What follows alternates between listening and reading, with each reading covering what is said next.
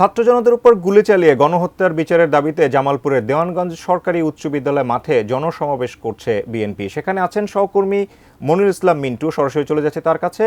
মিন্টু, এর আগের সংবাদ আমরা দেখেছিলাম নেতাকর্মীরা আসা শুরু করেছেন, তখনও কার্যক্রম পুরোপুরি শুরু হয়নি।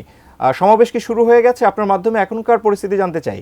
16 বছর ধরে বিএনপি যে পতিত স্বৈরাচারের বিরুদ্ধে আন্দোলন করেছিল এবং বিভিন্ন পর্যায়ে বিএনপির নেতাকর্মীরা গুম খুন হয়েছে এবং তারই ধারাবাহিকতা 5 আগস্ট ছাত্র জনতার আন্দোলনের মাধ্যমে যে স্বৈরাচারের পতন ঘটে এবং সেই স্বৈরাচার পতন ঘটাতে যে অনেক ছাত্র জনতার প্রাণ দিতে হয়েছে, গুলিতে তারা নিহত হয়েছেন এবং যারা গুলি করে হত্যা করেছে, আহত করেছে, তাদের বিচারের দাবিতে এই দেওয়ানগঞ্জ সরকারি উচ্চ বিদ্যালয় মাঠে বিএনপির এই গণসমাবেশ এবং গণসমাবেশের মধ্য দিয়ে বিএনপি যেটি মেসেজ দিতে যাচ্ছে সেটি হচ্ছে যে সবাই যাতে ঐক্যবদ্ধ থেকে স্বৈরাচারের বিরুদ্ধে যেভাবে আন্দোলন করেছে, সংগ্রাম করেছে, সেক্ষেত্রে দেশটাকেও গড়ে তোলার ক্ষেত্রে তারা যাতে ভূমিকা রাখে সেই আহ্বানটাও জানানো হচ্ছে।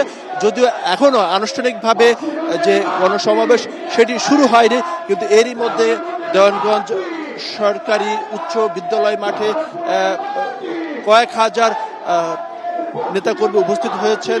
Double million offer, Walton fridge কিনে পেতে পারেন 20 লক্ষ টাকা, রয়েছে কোটি কোটি টাকার নিশ্চিত উপহার। এবং বলা যায় যে শীতের এই দুপুরে চমৎকার রৌদ্রোজ্জ্বল পরিবেশের মধ্য দিয়ে গণসমাবেশ শুরু ঠিক আগ মুহূর্তে রয়েছে এবং এই গণসমাবেশের প্রধান অতিথি হিসাবে বক্তব্য রাখবেন বিএনপি স্থায়ী কমিটির সদস্য নজরুল ইসলাম খান এবং বিশেষ অতিথি হিসাবে থাকবেন হাবিবুল নবী খান সোহেল যুগ্ম মহাসচিব এবং ইমরান সালে প্রিন্স যুগ্ম মহাসচিব, তারাও বিশেষ অতিথি হিসেবে থাকবেন এবং এই অনুষ্ঠানটি সভাপতিত্ব করবেন বকশীগঞ্জ দেওয়ানগঞ্জ আসনের সাবেক সংসদ সদস্য এম রশিদুজ্জামান মিল্লাত।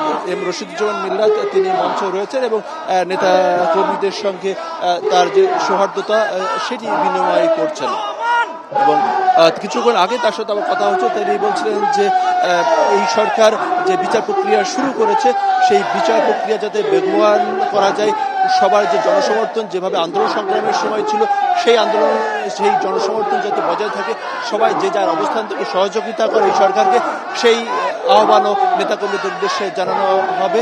এবং আর কিছুক্ষণ পরে এই দেওয়ানগঞ্জ সরকারি উচ্চ বিদ্যালয় মাঠে এই জনসমাবেশটি শুরু হবে এবং এরপর সাংস্কৃতিক অনুষ্ঠানও রয়েছে। আমরা লক্ষ্য করছি যে দেওয়ানগঞ্জ বকশীগঞ্জের বিভিন্ন স্তরের বিএনপি নেতাকর্মীরা ছাড়াও সাধারণ মানুষ তারাও যুক্ত হচ্ছেন খণ্ড খণ্ড মিছিল নিয়ে। তো এই ছিল বলতে গেলে এখনকার মতো গণসমাবেশ স্থলের শুরুর আগ মুহূর্তের এখানকার অবস্থা।